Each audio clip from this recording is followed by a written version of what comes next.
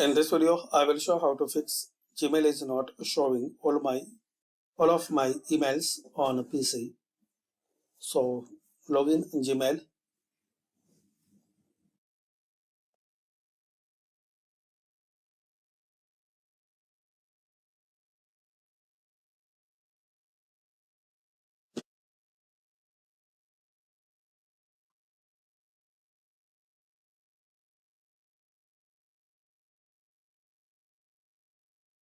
Now here click on settings and make sure density is selected default, and also inbox type.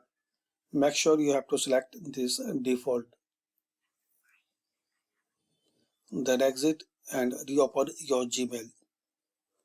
So this is the way you can fix Gmail is not showing all my emails. Thanks for watching.